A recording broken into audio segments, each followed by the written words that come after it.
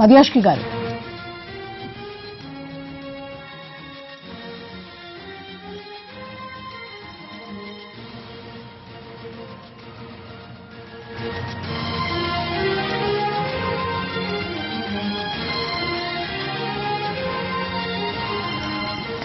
ఎన్నికల ముందు కాంగ్రెస్ కీలక అడుగు వేసింది. సార్వత్రిక ఎన్నికల ముందు మోదీ టార్గెట్ గా కూడా ప్రియాంకను ప్రత్యక్ష రాజకీయాల్లోకి దింపింది. ఉత్తరప్రదేశ్లోని ఈస్ట్ నుంచి ఆమె కాంగ్రెస్ ప్రధాన కార్యదర్శిగా ఆమె నియమిస్తూ ఏఐసీసీ నిర్ణయం తీసుకుంది. మనతో మాట్లాడడానికి ఈ విషయంపై మధ్యాస్కి గౌడ్ కాంగ్రెస్ నేత ఫోన్ లైన్ అందుబాటులో ఉన్నారు. హలో అండి. ఇన్ని రోజులు కీలకంగా వ్యవహరిస్తూ పార్టీ అంతర్గత వ్యవహారాల్లో ఉన్న ప్రియాంక ఇప్పుడు ప్రత్యక్ష రాజకీయాల్లోకి వస్తున్నారు. సో మీరేమంటారు దీని మీద యొక్క మైండ్? ఇది అత్యంత ఆనందం ఆహ్వానించే విషయం అండి ప్రతి కాంగ్రెస్ వర్కర్కి. ప్రియాంక గాంధీ గారు గత 20 సంవత్సరాల నుంచి రాయబరేలీ అండ్ అమేథీ కాన్స్టిట్యున్సీ వారే చూస్తా ఉన్నారు. ప్రత్యక్షంగా 2 కాన్స్టిట్యున్సీ సోనియా గాంధీ గారు, రాహుల్ గాంధీ గారు లేనప్పుడు క్యాంపెయినింగే కాకుండా తర్వాత క్రమంలో కూడా యావత్ క్యాడర్ తోటి వారే టచ్ లో ఉంటారు, నిర్వహిస్తున్నారు. మొన్నటి ఏఐసీ సెషన్ కూడా వారు దగ్గరుండి ప్రతిదీ వారు చూసుకుని అంత జయప్రదంగా నిర్వహించడం జరిగింది. వారు జనరల్ సెక్రటరీగా రావాలి, పార్టీ ప్రత్యక్ష రాజకీయాలకు రావాలని ప్రతి క్యాడర్ కోరుకుంటా ఉన్నారు. యూపీఏ కాకుండా యావత్తు భారతదేశంలో కూడా క్యాడర్ అంతా మోటివేట్ కాగలుగుతారు, ఉత్తేజితులు కాగలుగుతారు ప్రియాంక గాంధీ యొక్క ప్రచారంతో. వారు ఇందిరాగాంధీ లాగా రిజంబులే కాకుండా వారు మాట్లాడే తీరు గాని, ప్రత్యక్ష క్యాడర్ తోటి ఉన్న సంబంధాలు గాని, వారు చూసుకుంటున్న తీరును కూడా అక్కడ కాంగ్రెస్ పార్టీ యూపీలో పెద్ద బలంగా ఉంటుంది. గతంలో 2009లో కూడా బీఎస్పీ ఎస్పీ లేకుండా కాంగ్రెస్ పార్టీ స్వతహాగా 22 సీట్లు గెలవగలిగింది. ఈసారి బీఎస్పీ ఎస్పీ వాళ్ళు స్వతహాగా కాంగ్రెస్ లేకుండా అలయన్స్ అనౌన్స్ చేయడం జరిగింది. నేను ఆ రోజు ఈ అనౌన్స్మెంట్ వచ్చిన రోజు రాహుల్ గాంధీ గారితో ఈ ట్రిప్ లో వారితో కలిసి ఉంటుంది. అక్కడ ఎన్డీటీవీలో ఇది వచ్చినప్పుడు కూడా రాహుల్ గాంధీ గారి ఆలోచన ఏంటంటే బీజేపీకి వ్యతిరేకంగా సెక్యులర్ పార్టీస్ అన్ని కూడా ఏకం కావాలి. ఆ ఉద్దేశంతో ప్రతి సెక్యులర్ పార్టీ తోటి ఇంక్లూడింగ్ ఎస్పీ బీఎస్పీ తోటి అలయన్స్ కావాలని కోరుకోవడం జరిగింది. ఒకవేళ వాళ్ళు వ్యక్తిగత వాళ్ళ నిర్ణయం చేసుకుని కాంగ్రెస్ లేదనుకుంటే కాంగ్రెస్ పార్టీ ఎలాగూ యూపీలో బలోపేతం చేయాల్సిన అవసరం ఉంది. అది జనరల్ ఎలక్షన్స్ కన్నా ముందు అనుకున్నాము. ఒకవేళ కావాలనుకుంటే కలిసి పోటీ చేస్తాము, లేదనుకుంటే కూడా కాంగ్రెస్ సొంతంగా బలం పుంజుకోవాలి. దేశంలో మళ్ళీ అధికారం రావాలన్నా కూడా యూపీ అత్యంత కీలకం కాబట్టి అక్కడి నుంచే పార్టీ బలోపేతం చేయాలనే ఆలోచన వారు వ్యక్తపరచడం జరిగింది.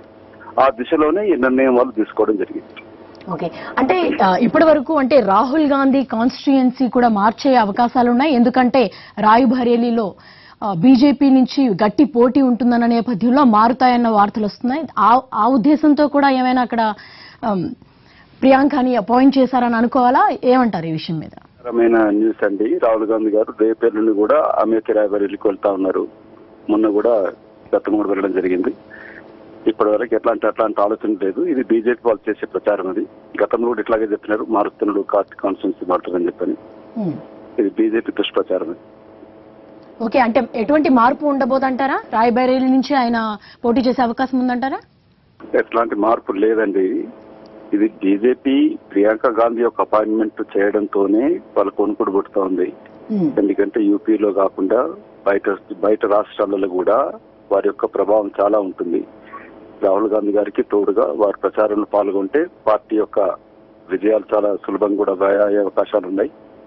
వారు ఇప్పుడు మొత్తం పార్టీ బాధ్యత బుధస్కంధాలు వేసుకున్నప్పుడు ఒక గ్రాస్ రూట్ లెవెల్లో సంబంధాలుండి పార్టీ వ్యవహారాలు చక్కబెడుతూ అనుభవం ఉన్న ప్రియాంక గారు రావడం చాలా పార్టీకి ఎంతో లాభదాయకంగా ఉంటుంది.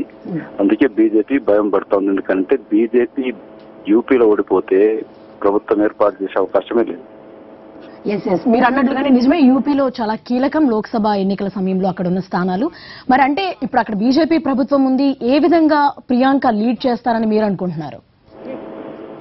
యూపీ బీజేపీ ఎట్లా వచ్చిందండి? బీజేపీ అక్కడ మతాన్ని రెచ్చగొడుతూ రామ్ మందిర్ ఇష్యూ పైన, తర్వాత కూడా ఇప్పుడు హిందూ ముస్లింల మధ్యన వాళ్ళు బీజేపీ ప్రచారం ఎలా చేసినారంటే ఇంటింటికి వెళ్ళి పంచ ప్రముఖులాగా ఆర్ఎస్ఎస్ వర్కర్స్ వెళ్ళి మీరు యాదవులు, ఠాకూర్లు, బ్రాహ్మణులు, దళితులు, తర్వాత మనం అందరం కూడా హిందువులని ఇక్కడ కాంగ్రెస్ ఎస్పీ అధికారానికి వస్తే మళ్ళీ ముస్లింలు రాజ్యం వెళ్తారు ఇక్కడ అని చెప్పి ప్రచారం చేసినారు. అట్లా మతం పేరు పైన ఇంటింటికి వెళ్లి ప్రచారం చేస్తూ మొన్న యూపీ ఎలక్షన్ లో మీరు నిన్న చూస్తే ఇక్కడ ఏ విధంగా అంటే ఎన్నికల గెలిపే కాకుండా EVM machines programming as a lawyer గా చెప్తా ఉన్నాను, ప్రోగ్రామింగ్ చేసే అవకాశం ఈవీఎం మిషన్స్ లో ప్రోగ్రామ్ రాసి యాక్ట్ చేసే అవకాశం ఉంది. అదే చెప్పడంతో కూడా చూపిస్తారు డిమానిటైజేషన్ అయినాక కూడా ఆ విధంగా అన్ని సీట్లు గెలవడం కూడా అది సత్యానికి మీద నిజానికి దూరంగా ఉంది. సో అట్లాంటి ఎన్నో అవకతవకలకు పాల్పడి ఎన్నికల్లో గెలుస్తూ వచ్చినారు. యూపీలో గెలుపు అధికారం ఉన్నంత మాత్రాన గతంలో కూడా కాంగ్రెస్ అధికారం లేకున్నా కూడా 22 సీట్లు గెలవగలిగాం. తిరిగి 2009లో కాంగ్రెస్ తిరిగి అధికారానికి వచ్చినప్పుడు నేను ఇదే విషయాన్ని రాహుల్ గాంధీ గారితో నేను అక్కడ హోటల్ రూమ్ లో ఉండి మేము మాట్లాడుతూ ఉంటుంది. ఈ మాటని వారిని అడగడం జరిగింది. 1992లో అనుకుంటాను 3 అనుకుంటాను బీఎస్పీ కాంగ్రెస్ అప్పుడు పివి నరసింహ గారి ఆధ్వర్యాన పొత్తు పెట్టుకోవడం జరిగింది. ఆ తర్వాత క్రమంలో కానీ ఎందుకు కాంగ్రెస్ బలహీనపడింది, లేక కాంగ్రెస్ ట్రెడిషనల్ ఓట్ బ్యాంక్ అయిన బ్రాహ్మణ్ మైనారిటీ ముస్లిం ఓట్ అనేది అదొక తప్పుడు ప్రచారం. కాంగ్రెస్ పార్టీకి మధ్య తరగతి అన్ని వర్గాల సపోర్ట్ ఉండేది.